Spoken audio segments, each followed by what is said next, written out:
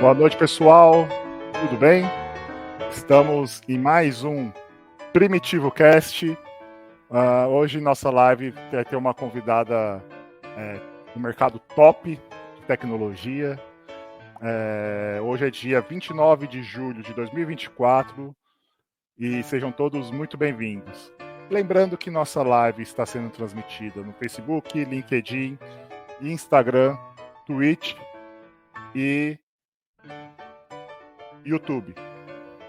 Posteriormente, o áudio vai ser divulgado nas plataformas de podcast como Deezer, Spotify, Amazon Music e YouTube Music.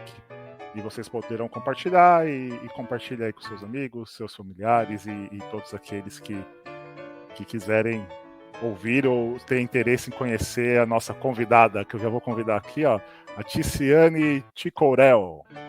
Tudo bem, Ticiane? Tiana. Olá, Felipe.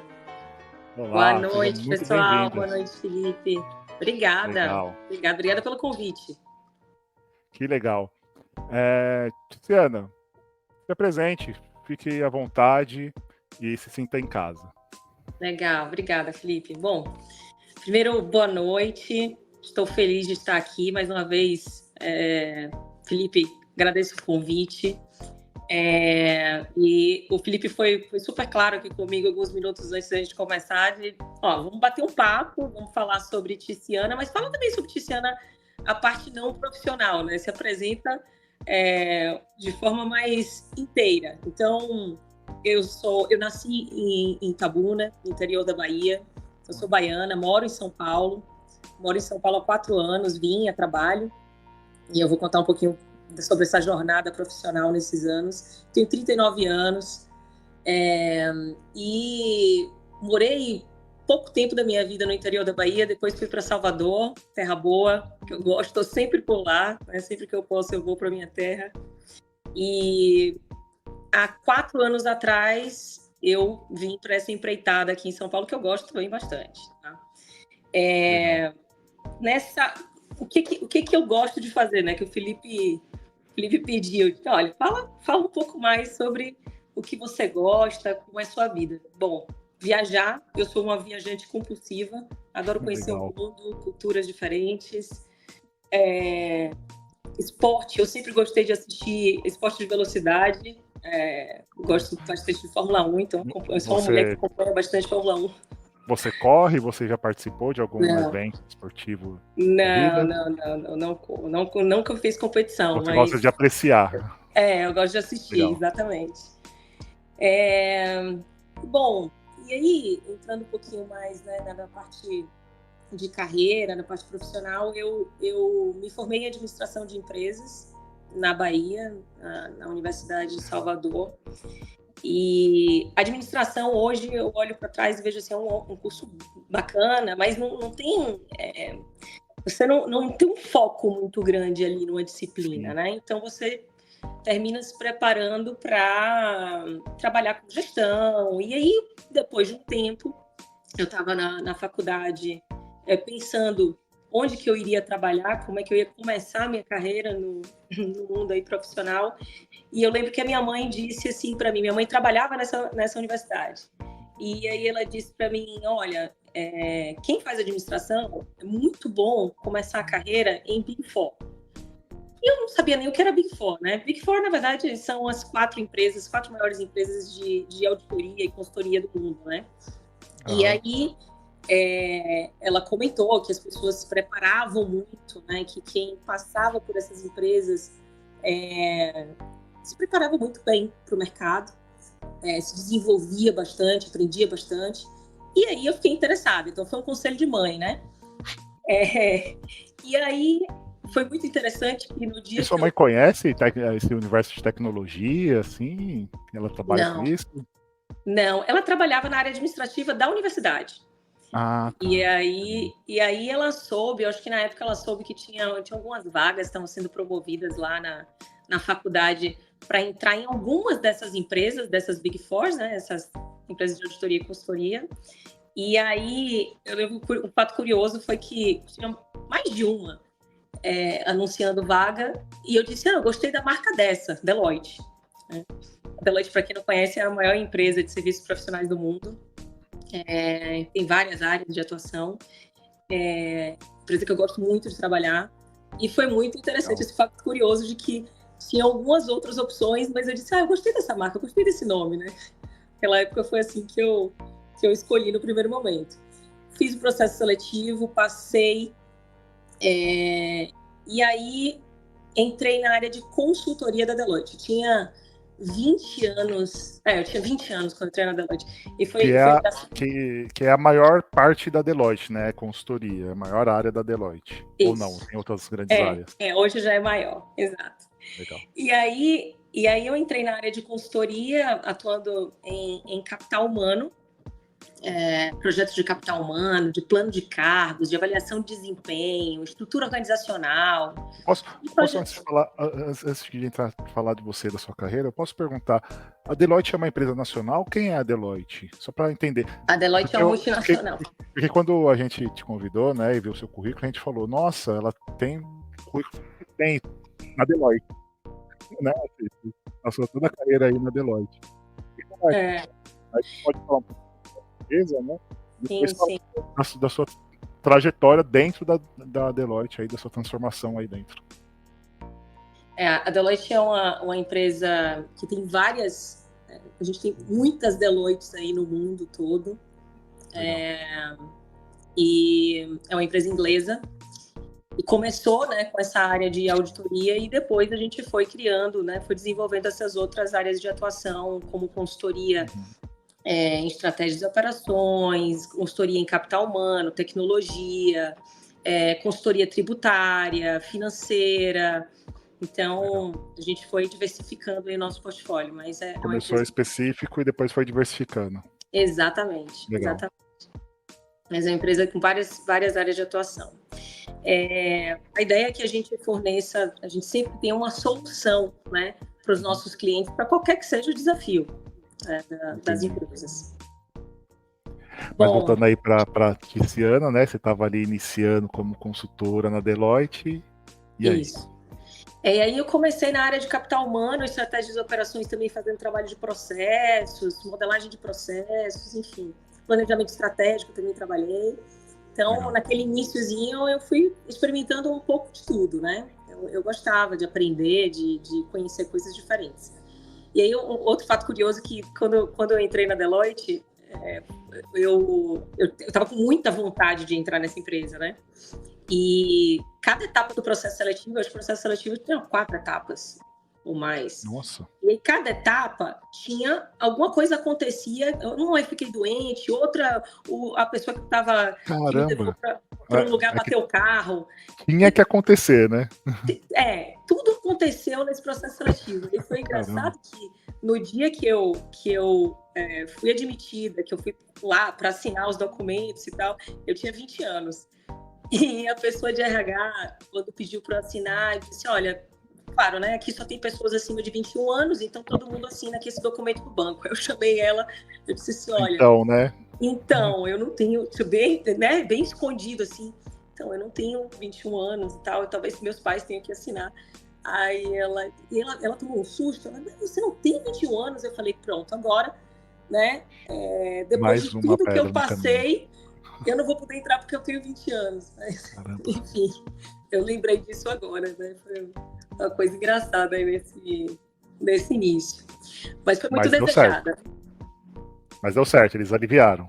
Deu certo. Não era um problema. Ela que teve uma atitude assim, ela teve uma reação, né? Ele tomou um susto, mas não tinha nenhum problema. Mas meus pais, de fato, tiveram que assinar, né, o documento do banco, na época. Caramba! E aí, não sei, Felipe, você quer fazer alguma pergunta? Ou... Não, pode seguir. Pode seguir. Tá, você vai me dizendo aí se é isso, né?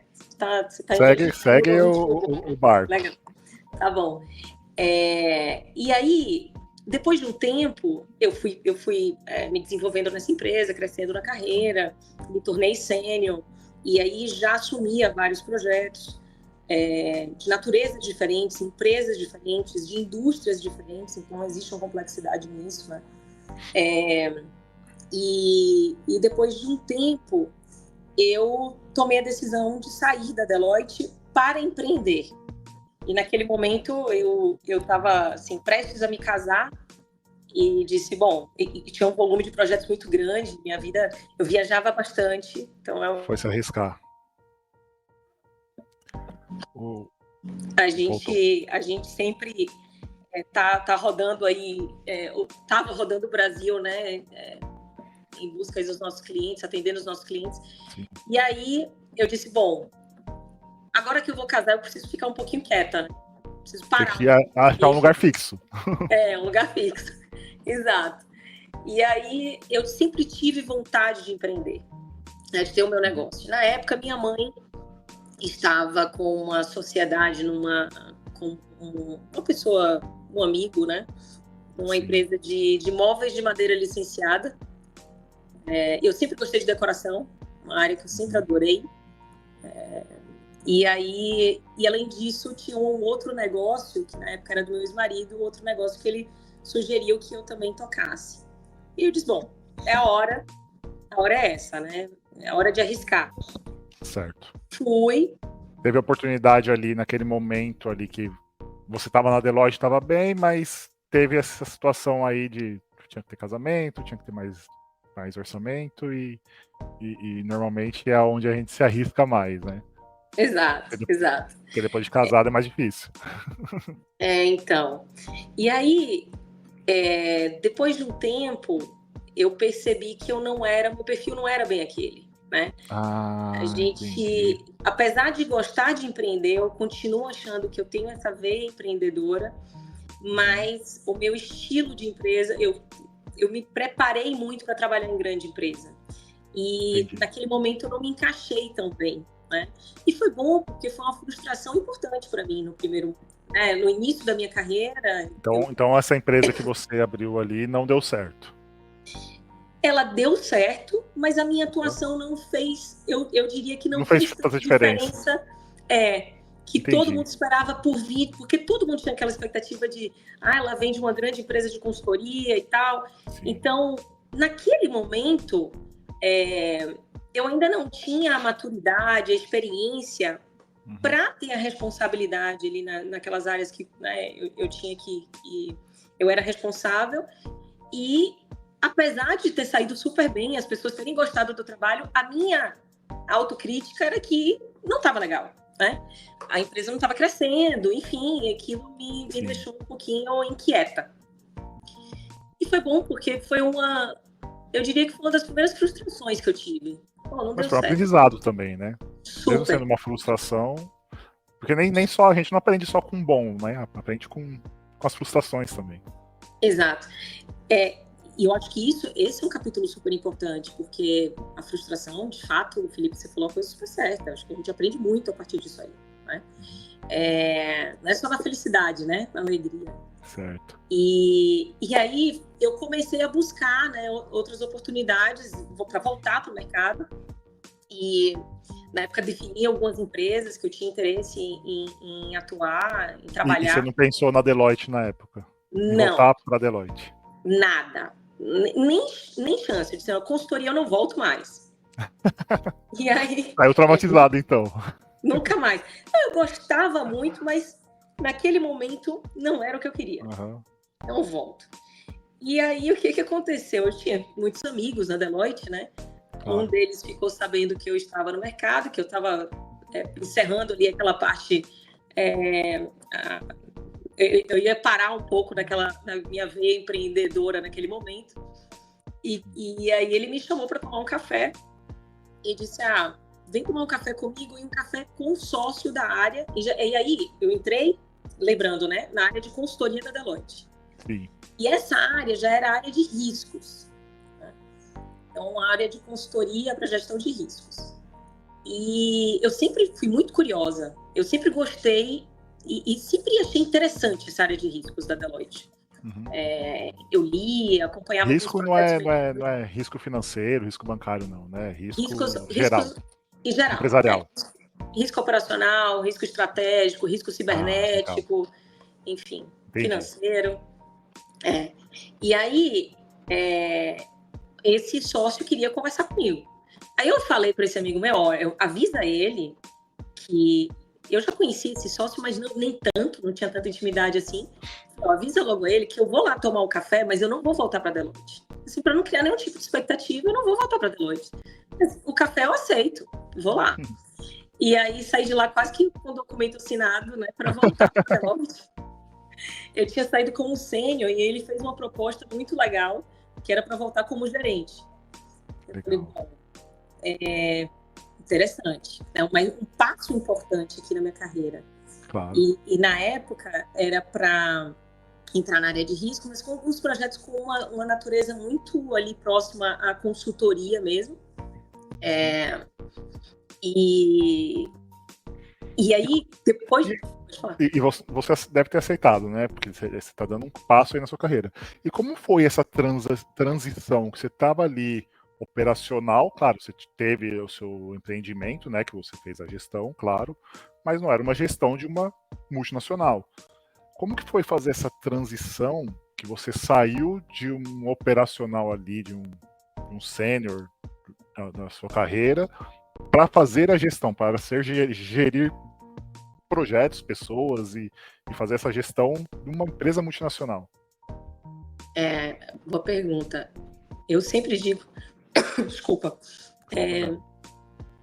quando a gente faz os treinamentos de novos gerentes, uma coisa que eu sempre falo essa é a transição, a etapa, eu acho que mais desafiadora que a gente tem na nossa carreira lá.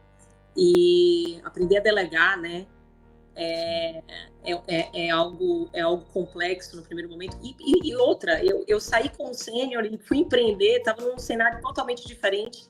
E quando eu retornei, eu não conhecia nenhum time, né? Eram só algumas pessoas. Então eu tive que me adaptar a tudo, conhecer tudo ali naquele momento e já entrar um avião ali em pleno voo e você tendo que pilotar, né? Mas claro que com uma empresa como essa, a gente tem uma super estrutura, né? Sócios que acompanham, Os apoios, pessoas os apoiadores, né? Assim, não ficava tudo comigo e a gente tem uma preocupação muito grande com a qualidade, né, a excelência dos serviços e isso é tudo muito, muito bem acompanhado pelo fato de eu ser uma gerente mais nova, tinha um acompanhamento maior, né? Então eu tive isso bastante ali no início. Mas foi bem desafiador porque na época ele disse, olha, Tícia, você vai cuidar então desses projetos que têm uma natureza mais de consultoria e um pouco de riscos, em Salvador, BH, Curitiba e Porto Alegre. Aí você já imagina da como Brasil era a inteiro. vida. Então minha vida era no avião, voando de um lado para o outro. Voltei a ter essa dinâmica, mas gostava bastante. Você que falou que gosta de viajar, né? É bom. Eu gosto bastante, mas essas daí... Teve uma época que eu já estava dizendo, não, vamos parar, né? Porque essa daí não era viagem, não tinha muito lazer, era muito bate-volta, ia de manhã, voltava à noite. Negócio, sim. Era bem, bem doida a vida. E aí, depois de um tempo, a gente estava ali em 2015, então eu retornei para a Deloitte em 2013, e em 2015 a gente estava naquele momento ali, Lava Jato, aprovação da lei anticorrupção brasileira, regulamentação... Entrando no modelo de compliance. Exatamente. Alta. Exatamente. E ali naquele momento, um grande amigo meu, ele era líder de uma área de canal de denúncias. A operação de canais de denúncias, a gente opera canais de denúncias para diversas empresas aqui no país e no mundo, né? Então, assim, você faz um relato, né, faz uma denúncia sobre algum desvio de conduta que aconteceu numa empresa, e seja por telefone, seja por site, por e-mail, e a gente recebia, pelo fato de operar esses canais, a gente recebia, em alguns casos, né, tratava, fazia uma pré-análise daquele conteúdo, enfim. Então, essa era a área, né? Uma coisa muito nova. E a Deloitte ainda estava começando a fazer operação. Esse modelo de operação era algo muito novo. E esse amigo meu estava desenvolvendo essa área. Eu sempre gostei de acompanhar, né? Era super a dinâmica da área, era bem interessante. E aí ele tomou a decisão de sair da Deloitte e eu olhei para aquela cadeira ali que estava ficando vaga e falei, bom, parece a lei de É uma corrupção oportunidade. brasileira. Lava Jato, compliance começando, né? Tem essa super onda agora.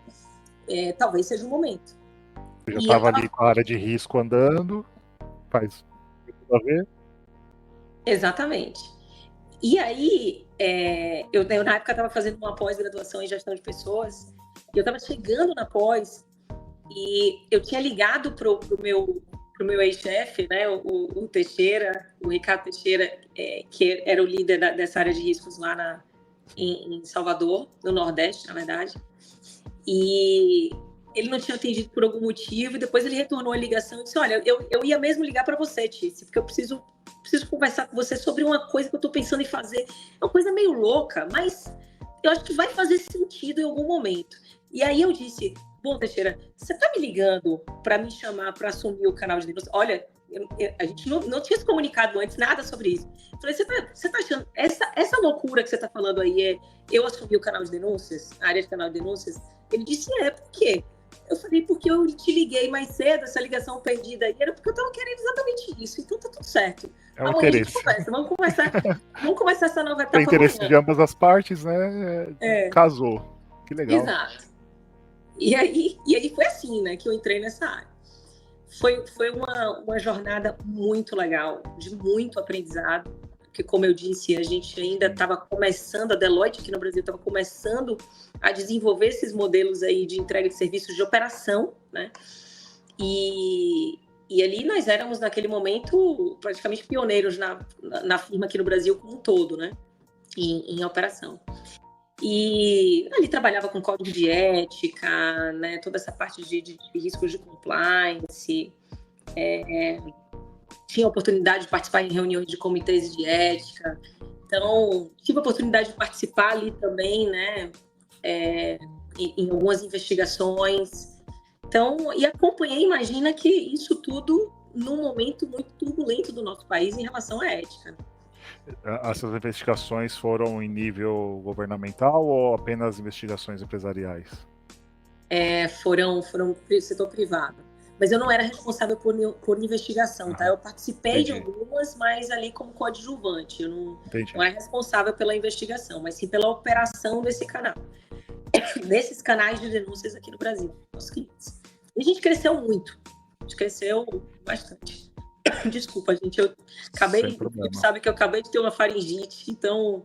Se eu tossir um pouquinho... sua água aí e lubrifica, que é importante. Desses desafios, né, que você tem aí, você foi evoluindo, claro, dentro da Deloitte, aonde que casou a cibersegurança na sua vida? Onde que entrou cybersecurity no seu universo? É exatamente a próxima etapa. Eu estava no canal de denúncias e o sócio que é líder aqui no Brasil de cyber, que é o André, ele já tinha, né, uma proximidade muito grande, até porque ele era líder de riscos, enfim, eu não vou entrar em detalhes aqui, mas a dinâmica de trabalho da gente, eu sempre interagia com ele, tá? Profissionalmente, também ele sempre me deu muito apoio, muitos conselhos, enfim, uma pessoa muito próxima. E aí, depois de um tempo, a gente... há 2 anos atrás, exatamente, 2 anos, ele fez esse movimento de me trazer para a área de cyber, quando eu achei que isso era algo completamente impossível, porque era algo muito distante.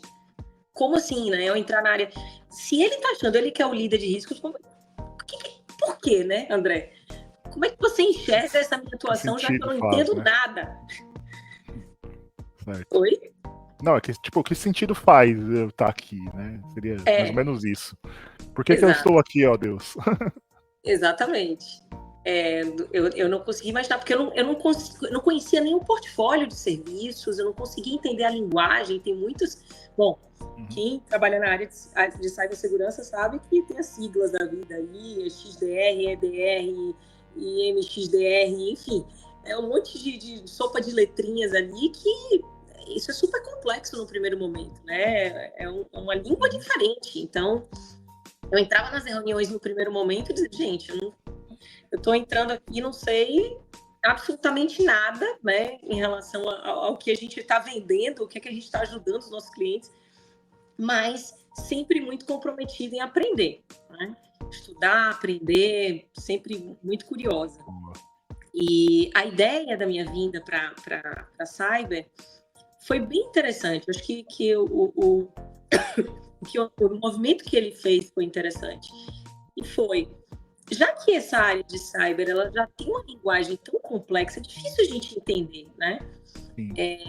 Por que não trazer uma pessoa que não é de cyber, né, mas que entende bastante sobre riscos, consultoria, né, e tem uma história aqui na Deloitte, conhece a dinâmica dos negócios, e trazer essa pessoa para que ela nos ajude também a traduzir essa mensagem para o mercado, né? Então, eu entendo que meu papel no primeiro momento foi muito focado nisso.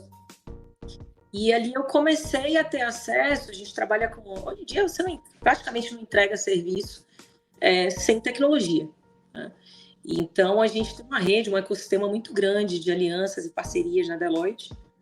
E ali eu comecei a entrar nesse mundo de alianças, né, e parcerias de tecnologia com grandes empresas, tanto grandes empresas de tecnologia para segurança especificamente, com outras como provedores de nuvem, AWS, Google.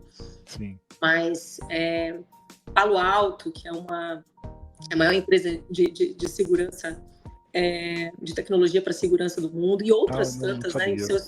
Eu conhecia Palo Alto, mas não sabia que ela era tão grande assim, né? E aí em cybersecurity. Exato.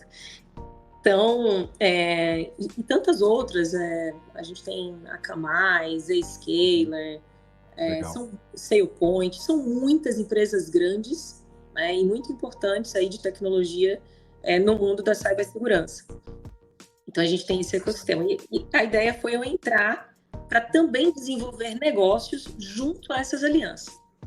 Então, era muito mais, naquele momento, a veia comercial, a veia de negócios e também de entender muito bem a máquina da Deloitte, porque a Deloitte é tão grande que ela é complexa para ser compreendida, né, num primeiro momento. Então, como eu já tenho bastante tempo, entender esse funcionamento ajuda muito na dinâmica dos negócios. Então, esse foi o meu primeiro apoio. No primeiro momento, foi o que eu mais pude contribuir. É legal, né? E deu tão certo que aí eu vou já partir para um outro caminho aqui na nossa conversa. Recentemente eu fiquei sabendo aí que você, parabéns, né? Recebeu o prêmio aí de RSA Women in Cybersecurity. E eu gostaria que você falasse sobre o que é esse prêmio, o que ele representa nesse momento para você e qual a importância, né, desse prêmio para mulheres e como que é o mercado de mulheres dentro de cibersegurança, segurança cibernética. Legal, obrigada, Felipe. Foi bem legal, foi um momento bem especial.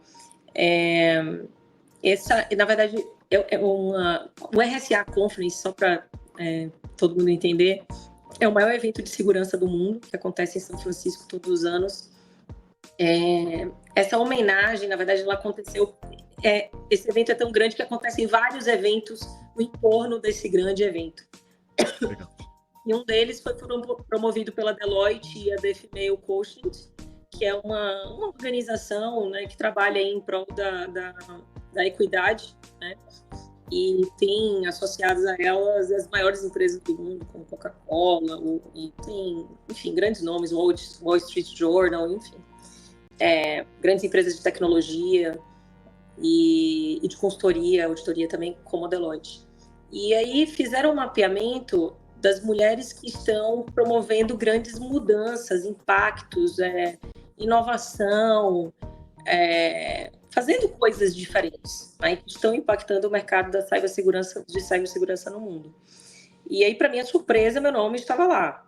E outra coisa engraçada, né, foi no dia que eu recebi esse comunicado. Eu quando entrei em cyber, há 2 anos, tinha acabado de lançar, se não me engano, era até a primeira edição dessa homenagem, desse prêmio Women in Cyber.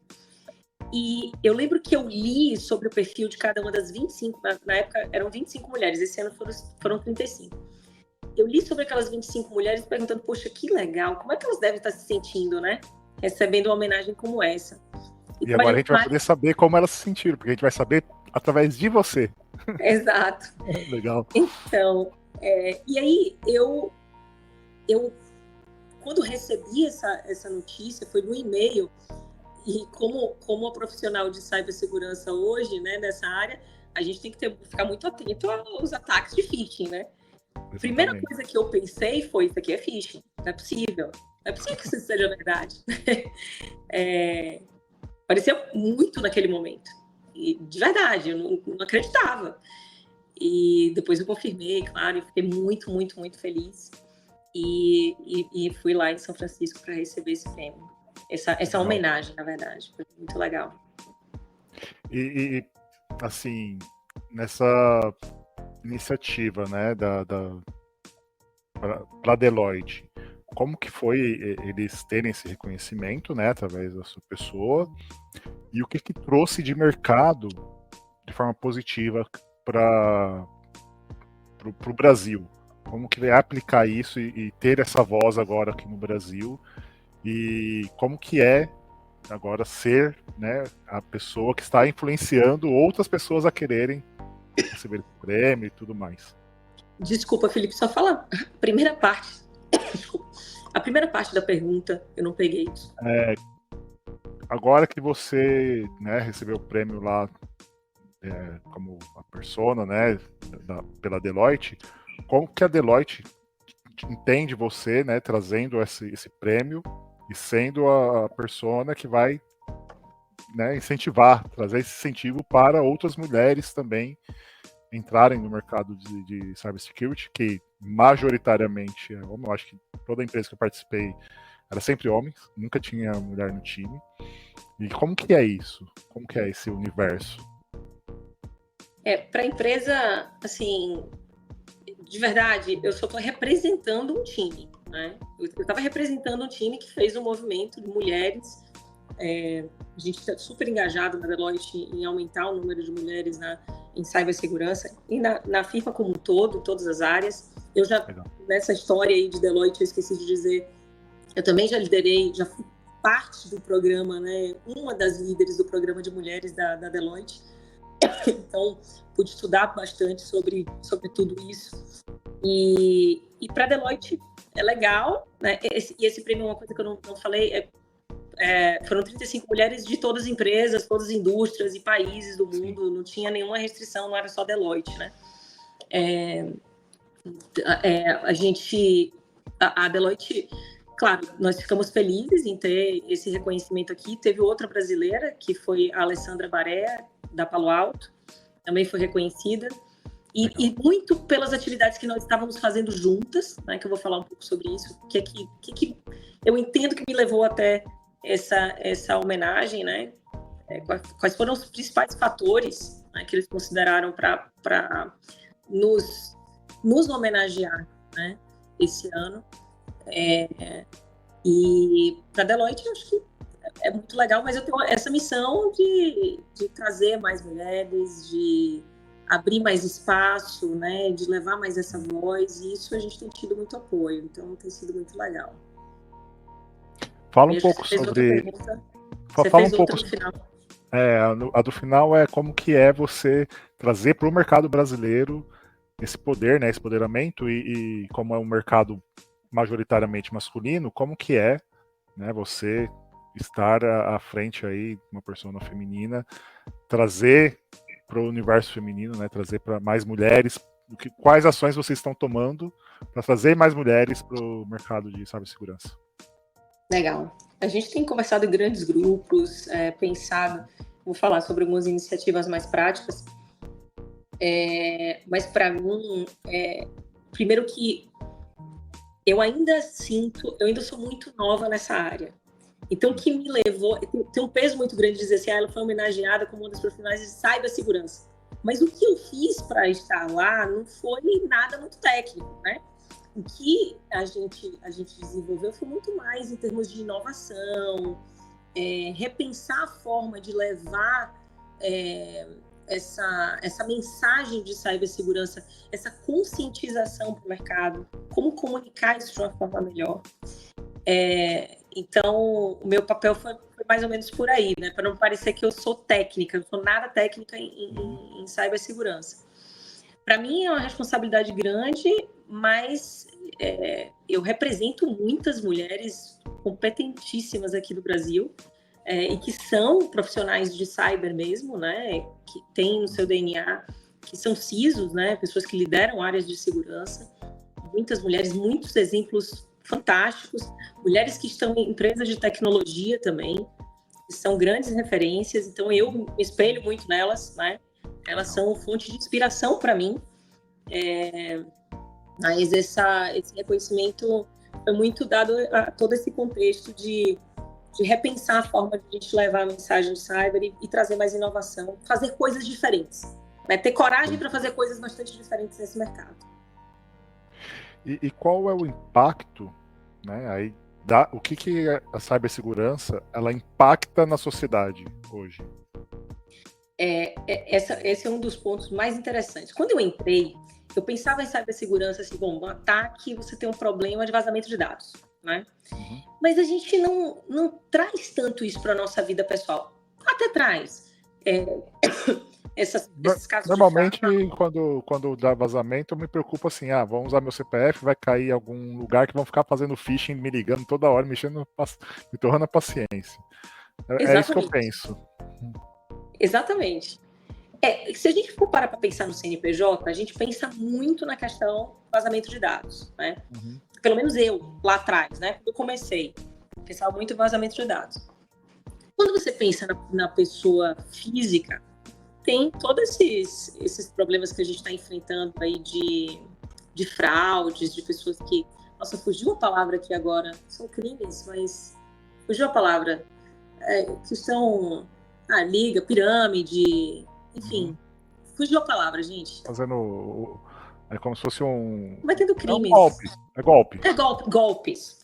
Esses vários golpes aí, que muitas vezes utilizam, né? Recursos aí, e assim, a gente sente isso na nossa vida pessoal. Mas tem muito mais do que isso na nossa vida pessoal. A gente muitas vezes não para pensar que um ataque de um hacker pode trazer um problema à saúde das pessoas. Se ele entrar num hospital, né, atacar um hospital, imagina se os exames, né, de um laboratório lá no hospital, eles ficam indisponíveis e você tem pacientes numa UTI que precisam daquele resultado daquele exame imediatamente. Cada vez mais... O risco não é só o risco a um vazamento de uma informação, e sim ao risco de vida nesse caso, né? Vida, exatamente. E aí, quando a gente pensa nessa linha, você tem cirurgias robóticas hoje, né? Então, quanto mais a tecnologia... Interessante, quanto mais desenvolvido é o país, quanto mais tecnologia você tem, mais portas você tem para um ataque, né? Então, tem que se proteger bastante. E aí pensar que você tem câmera dentro de casa, isso pode também, né? A engenharia social que esses hackers utilizam é uma coisa assim impressionante. E muitas vezes o ataque pode começar pela casa da pessoa, né? E então trazer isso mais para a vida pessoal foi uma coisa interessante para mim. Nossa, eu não sabia que, né, tem um risco, né, de uma pessoa morrer por conta de um ataque. Um país, os Estados Unidos, ficou algumas semanas sem combustível por uma questão de um ataque hacker.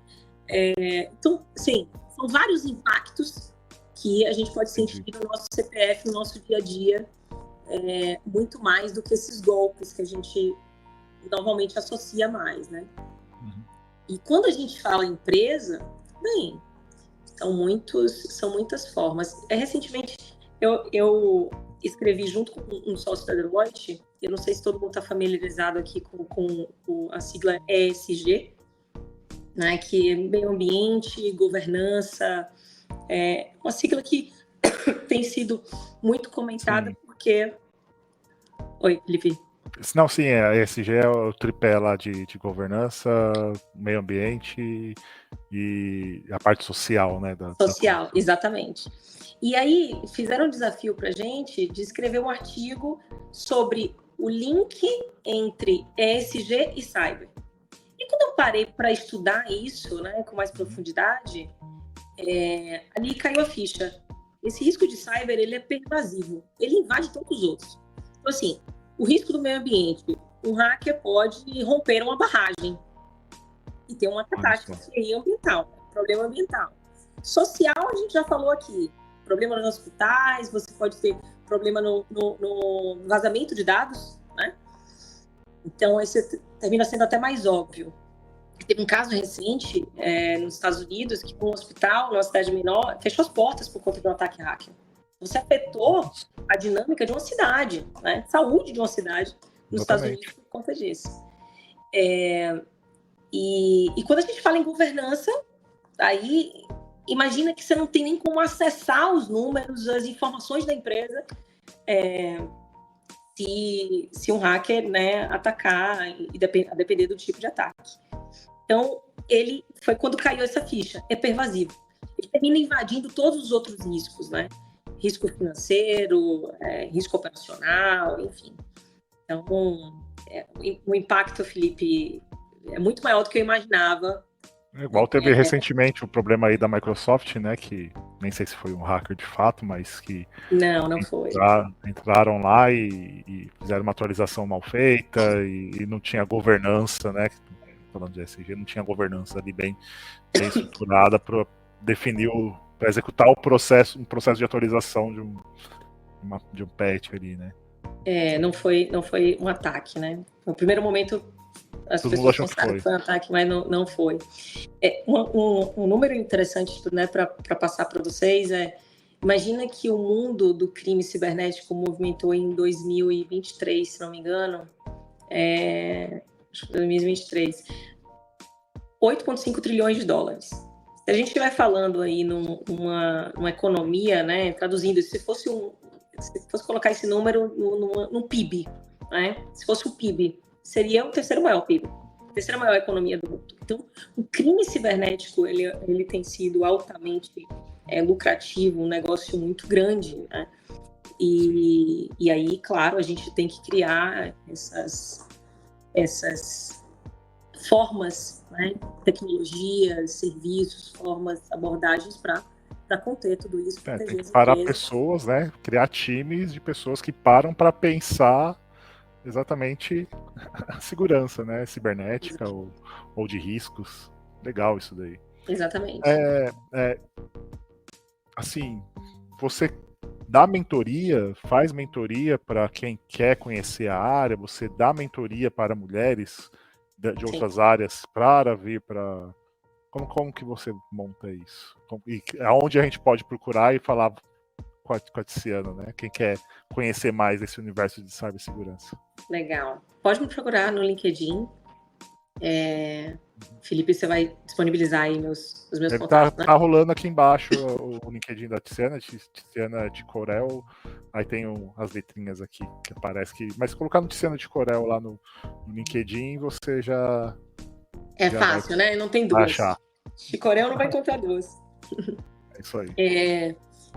Isso para mim não é um processo estruturado, tá, Felipe? Mas eu tenho todo o prazer, né, em ajudar, apoiar mulheres. Acontece de às vezes me procurarem e a gente vai trocando figurinhas, né? E eu acho que o grande ponto aí, e eu queria concentrar até essa parte agora da conversa no que eu entendo que a gente mencionou a questão da homenagem, o que levou, né? O que eu entendo que deu certo está fazendo funcionar essa minha atuação em cyber.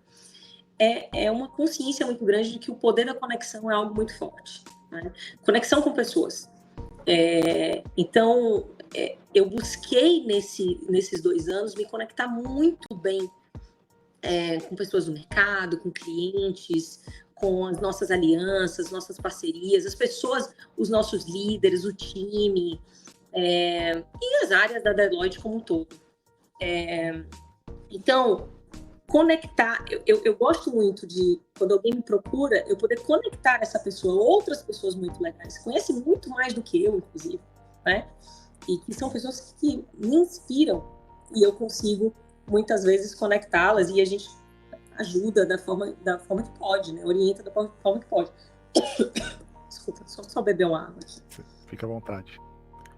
Essa conexão, né, de pessoas, assim, me arremete a um novo movimento que está surgindo.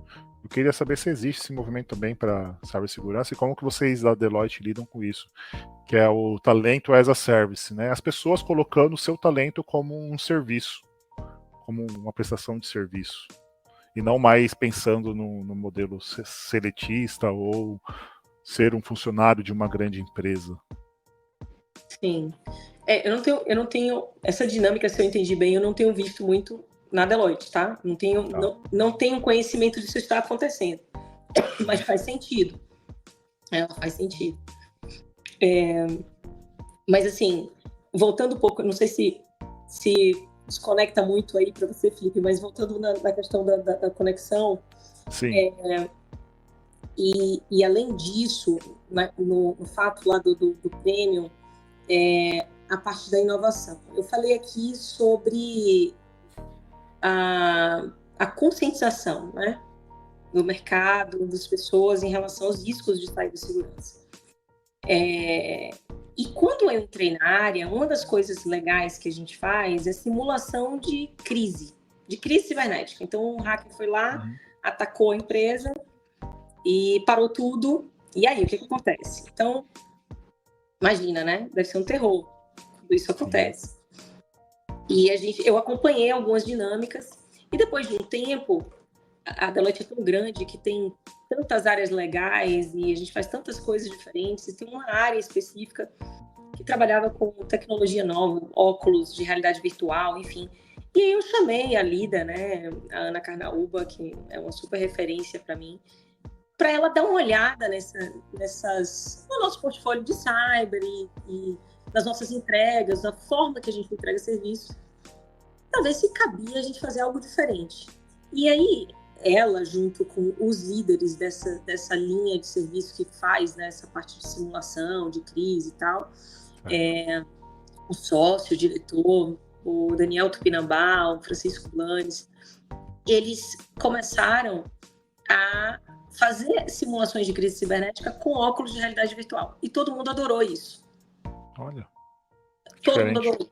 Foi super diferente. As pessoas gostam bastante. São 7 minutos intensos ali que você tem que tomar a decisão. Porque quando a gente começou a ver essas simulações no início, imagina que tinha gente tomando cafezinho, tinha gente muito tranquila durante uma crise cibernética. Nossa, tá muito tranquilo isso aqui, né? O semblante da pessoa não tá muito preocupado. Então, o que a gente quis foi trazer mais intensidade, mais imersão para essa experiência de uma crise cibernética. E eles são 7 minutos em que você tem que tomar a decisão, e normalmente nessas simulações, né, analógicas, você tem um grupo e normalmente tem uma pessoa que lidera mais esse grupo, outra às vezes não participa tanto. Mas nesse caso, você precisa tomar decisões para seguir, senão você não passa em fase, né? Você não termina a simulação. Sim. Você tem que tomar decisões. Então, são 10 minutos super intensos ali, em que a gente criou isso.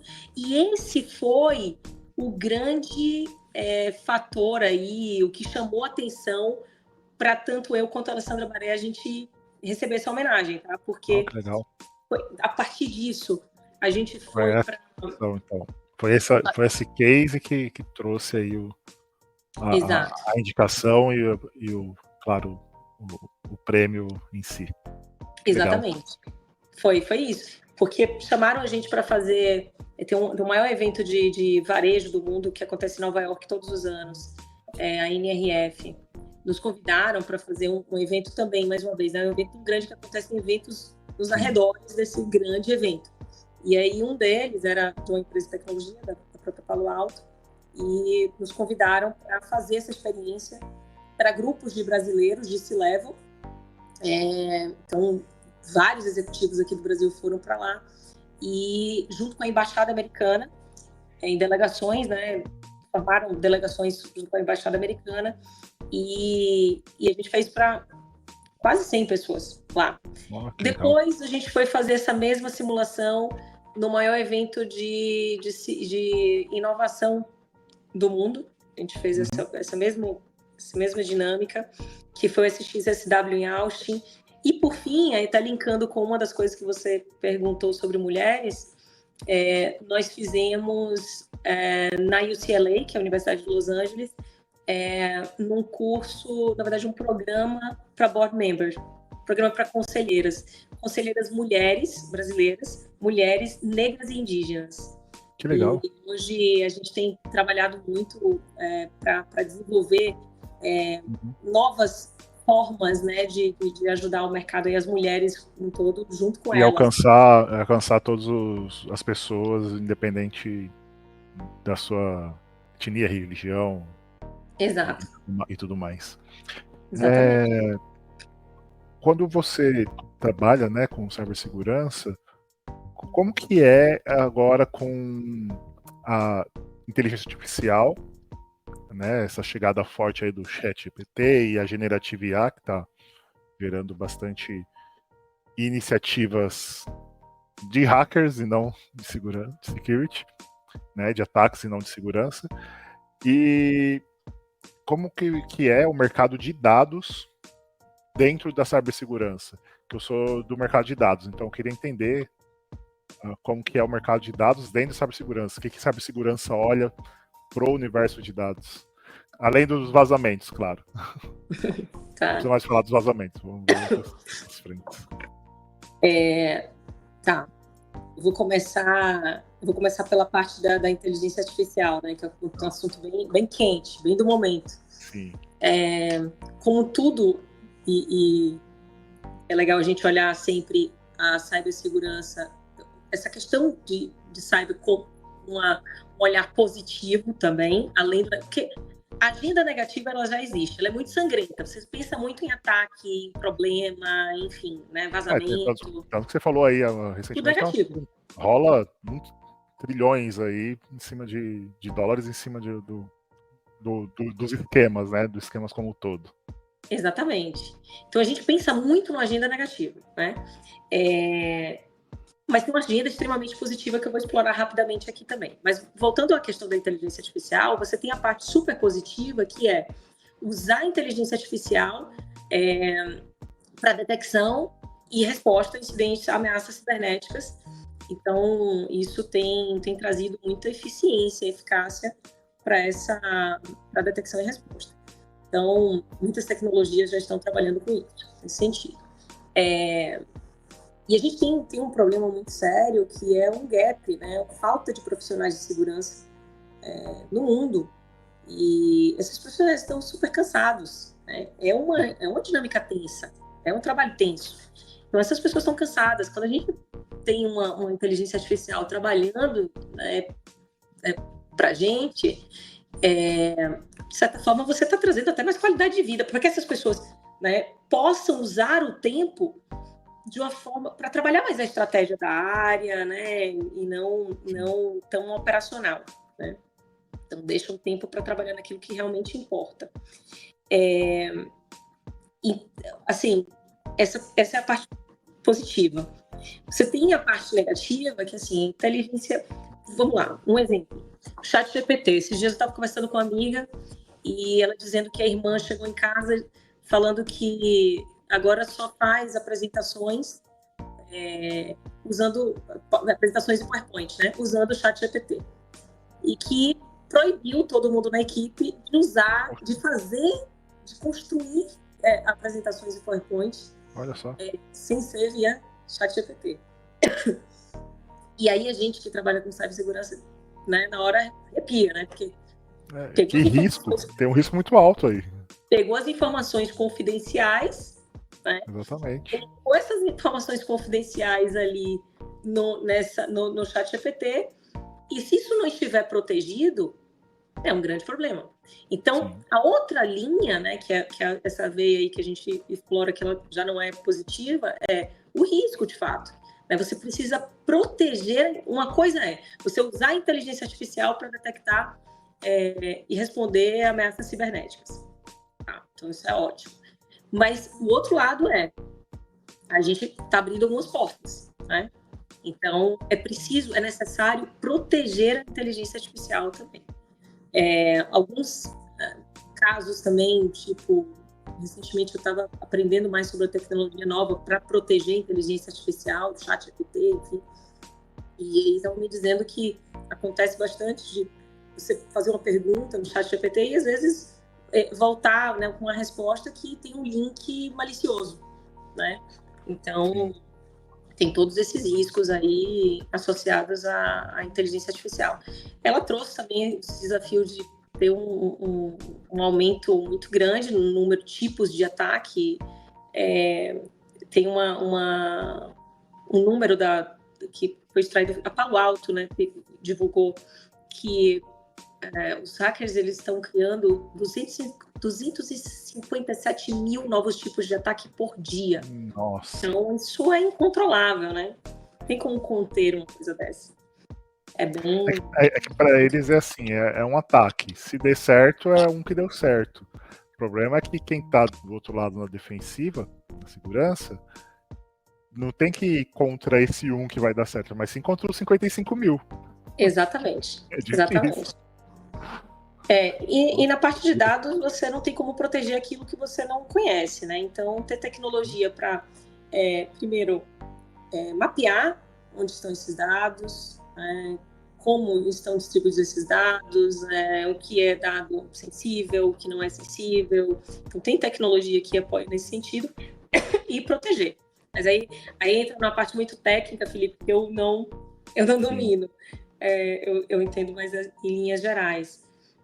Mas é por aí. Esse tema de inteligência artificial tem trazido muito debate para a gente no mundo de cibersegurança. Que legal. Não pode falar, desculpa. E aí, para fechar a questão da agenda positiva e negativa, que eu sei que a gente já está terminando aqui, então sempre vem com essa mensagem muito de ataque, etc. Mas vamos olhar para a cibersegurança também, né, com um olhar super positivo. Cyber é viabilizador da inovação, é um habilitador de negócio. Se a gente for para pensar, porque meu celular está aqui, agora eu não posso pegar ele, mas se a gente for parar para pensar, não existiria o banco na nossa mão, né? Esse modelo, né, a gente conseguir acessar o banco através do nosso celular, não existiria isso se não fosse cibersegurança, para viabilizar, né? Quantas vezes a gente já deixou, já abandonou uma compra, né, num carrinho porque a senha era muito... A questão de você colocar a senha era muito complexa, enfim. Então, a segurança, ela terminava inibindo a pessoa ou dificultando o acesso, enfim. Então, cyber tem que ser visto também como um grande viabilizador da inovação, um grande habilitador de negócios. Isso tem sido uma das coisas que eu mais gosto de falar, sabe? Ser um facilitador e não um dificultador. Exatamente. Legal. Exatamente o que eu ia falar. Estamos chegando no nosso tempo. Como eu sei que você acabou de curar aí do seu problema da faringe, e até ontem, gente, ela estava sem voz, né? Ela se poupou aí, tomando os remédios dela e se esforçou para estar aqui hoje. Ainda bem que deu certo. Foi um bate-papo muito enriquecedor. Aprendi bastante coisas. Espero que a gente possa falar outras vezes, que você possa trazer mais informações. Sempre se você quiser trazer informações sobre segurança, dicas, ou fazer alguma live demonstrando algum produto, né, da Deloitte, a empresa onde você trabalha, ou um produto que vocês estejam desenvolvendo junto com os parceiros, estamos com os canais abertos. Fique sempre à vontade e muitíssimo obrigado, Tiziana. Eu que agradeço, foi um prazer. Contem sempre comigo. Vou pensar aí em outras mulheres também, outras, inclusive as que me inspiram, né? Para a gente indicar, que a gente vai fazer o convite para elas. Isso. Pessoal, muito obrigada aí pelo tempo de vocês, pela atenção e uma ótima semana. Obrigada pelo convite, Felipe. Obrigado você, que é isso. Lembrando, né, que somos uma um podcast independente, né? O Primitivo Cast, ele é eu e meus amigos Quevedos aqui que estão sempre apoiando aí no background. Tem um QR Code aqui no superior direito. Quem quiser contribuir para apoiar, é só o custo para a gente poder manter aqui a plataforma, né, que a gente utiliza para poder fazer as lives. E é isso aí, pessoal. Quem quiser contribuir, fique à vontade. Muitíssimo obrigado novamente, Tiana. Foi maravilhoso o bate-papo. Espero que você tenha gostado. Espero que as pessoas tenham gostado. Lembrando que o áudio vai estar disponível nos canais de podcast amanhã no Spotify, Deezer, Amazon Music, YouTube Music e posteriormente aí no futuro, para quem usa as redes sociais aí do Instagram, LinkedIn, Primitivo Cast Oficial, Primitivo Cast, vocês procurem lá, que a gente vai fazer bastante recortes e divulgar aí o trabalho da Tiziana. Espero também que traga bons resultados aí para você. Muito obrigada. Valeu, Ótima semana para vocês. Ótima semana. Tchau, tchau. Tchau.